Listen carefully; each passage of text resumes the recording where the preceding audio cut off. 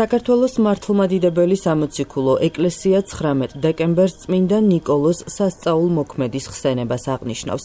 დღესასწაულთან დაკავშირებით ყოვლადწმინდა სამების სახელობის საპატრიარქო ტაძარში საზეიმო წირვა აღევლინა. ღვთისმსახურება საპატრიარქო ტახტის მოსაყდრემ სენაკისა და ჩხოროწყუს მიტროპოლიტმა შიომაღასრულა. თანამსახურებდნენ სამების საპატრიარქო ტაძრის წინამძღვრის მოადგილე არქიმანდრიტი ილია ნასიძე და სხვა სასულიერო პირები.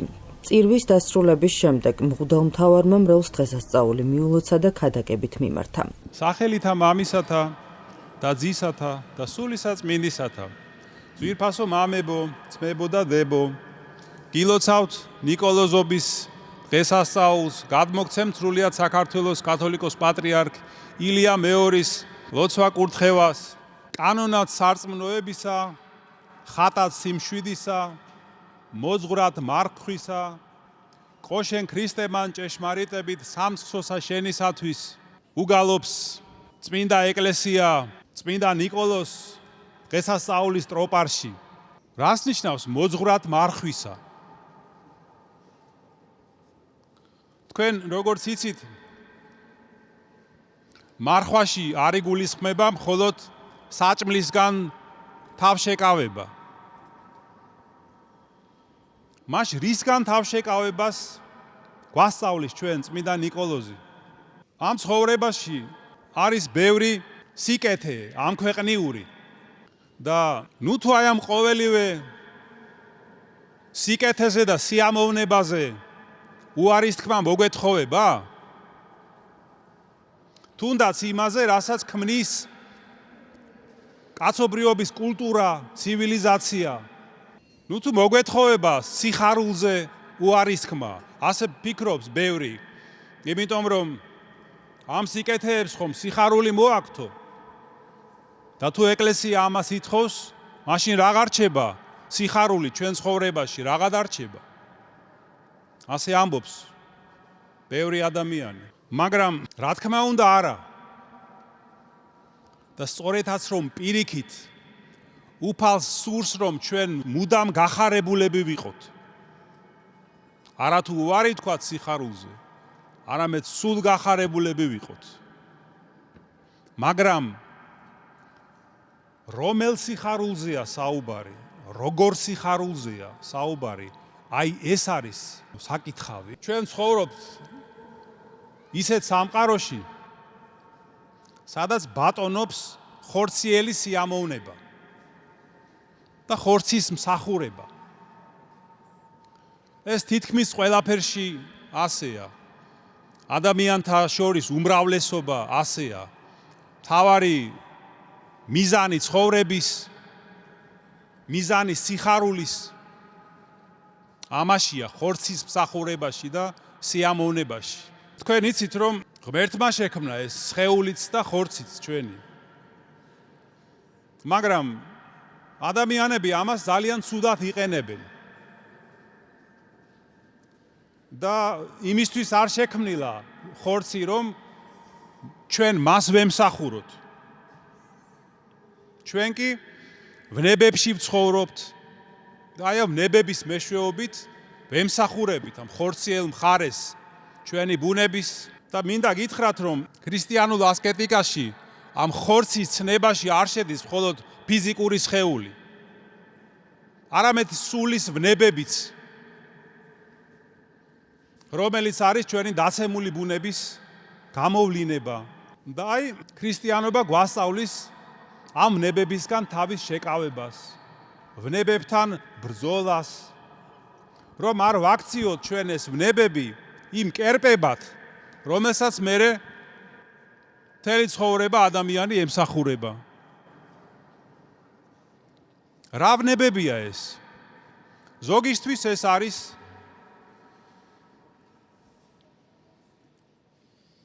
ალკოჰოლისადმი ვნება, ან ნარკოტიკული საშუალებებისადმი. ზოგისთვის ნაყროვანება, სიძვა. ვიღაცისთვის ეს არის ფულის სიყვარული, თანამდებობის, უფროსობის. ვიღაცისთვის მრისხანება, განკითხვა, გაღიზიანება.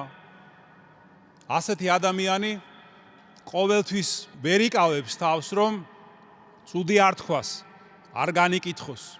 ის, ვინც არ მოწონს ან თვლის, რომ ისეთი მისთვის მოსაწონი არ არის. არის ვნება ქედმაღლობის.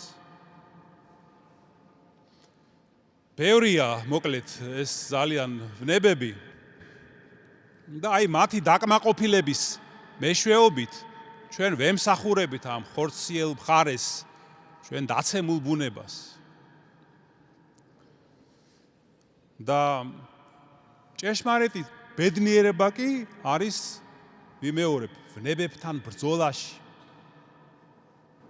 აი აქედან მოდის ამდვილი სიხარული.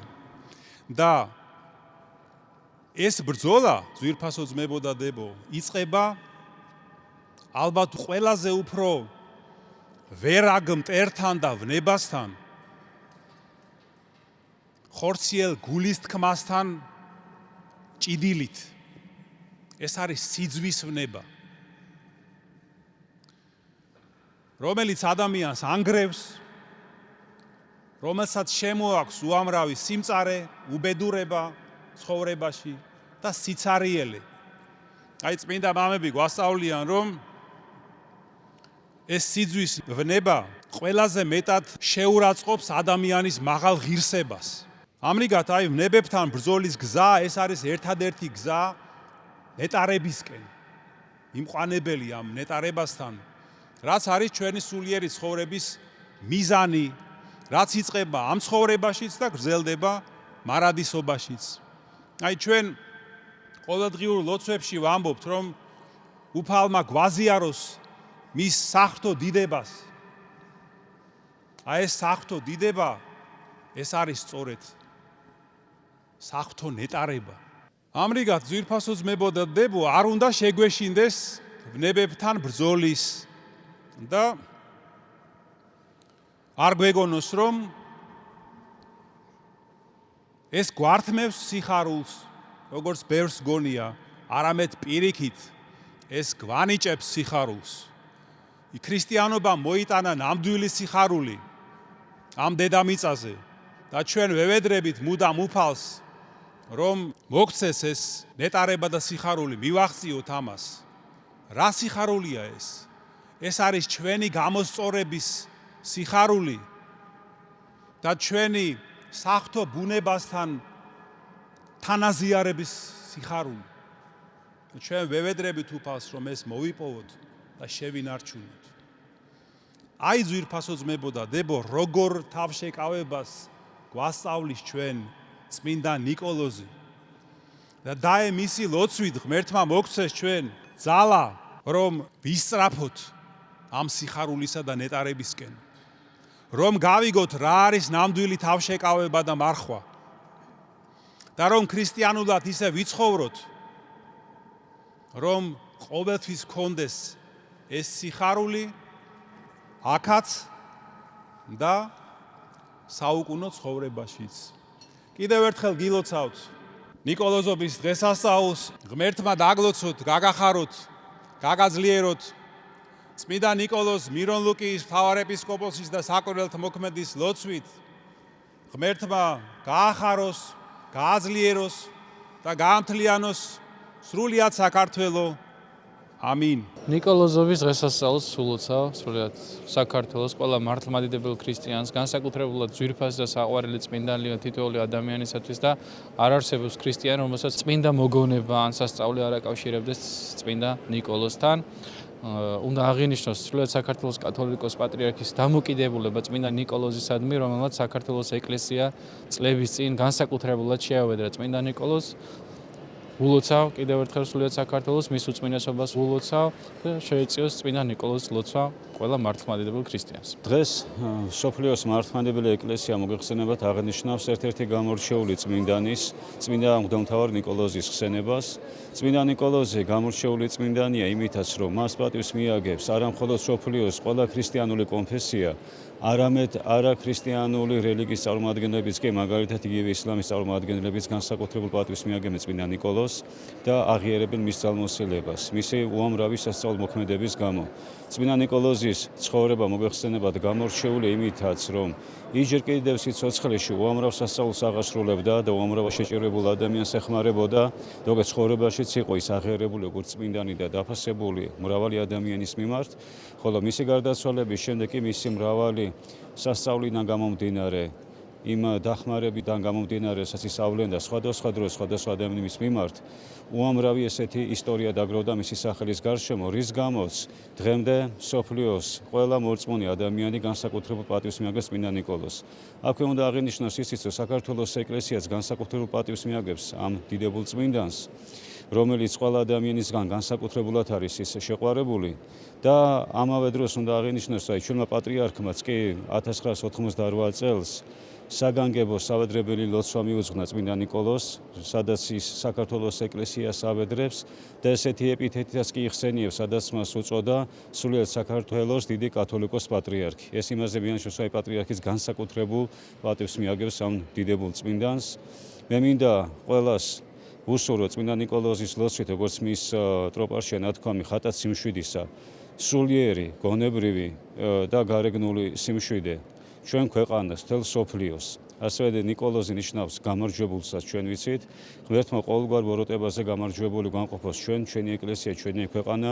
მინდა ეს დღე განსაკუთრებულად მიულოცო ჩვენს პატრიარქს, რომელიც წეგან აღნიშნეთ, რომ განსაკუთრებულ პატივს მიაგებდა ყოველთვის წმინდა ნიკოლოზს. ასევე განსაკუთრებულად ყველა მის მოსახელეს მინდა მიულოცო ეს დიდებული დღე და ყველა მორწმუნე ადამიანსთან სასუებელს უფლისადმი. ღმერთმა რავალს დაგვასწროს. დღეს არის წმინდა ნიკოლოზის ხსენება და მინდა რომ ჩვენს უწმინდეს პატრიარქს მიულოცო ეს განსაკუთრებული დღე. დღე გრძელობა უსურვო მას, სულის სიმხნევე უსურვო.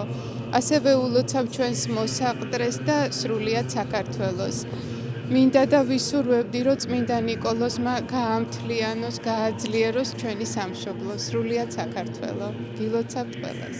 ყველას ულოცავ ამ დიდებულ დღესასწაულს ნიკოლოზობას, სრულიად საქართველოს შეეწიოს წმინდა ნიკოლოზი, შემწემშობელი მფარველი, სრულიად საქართველოსი, ის მისი ცხოვრებით ქადაგებდა სიყვარულს, მისი სიწმინდით, განსაკუთრებულად მსურს მიულოცოთ ჩვენს უწმინდეს და უნეტარესრული საქართველოს კათოლიკოს პატრიარქ ილია მეორეს და უსურვო ჯანმრთელობა, დღეგრძელობა და მრავალჟამიერი სიცოცხლე, ამასთანავე მოსაყდრეშიოს, მეუფეშიოს და უსურვო შემწეობა წმინდა ნიკოლოზისა.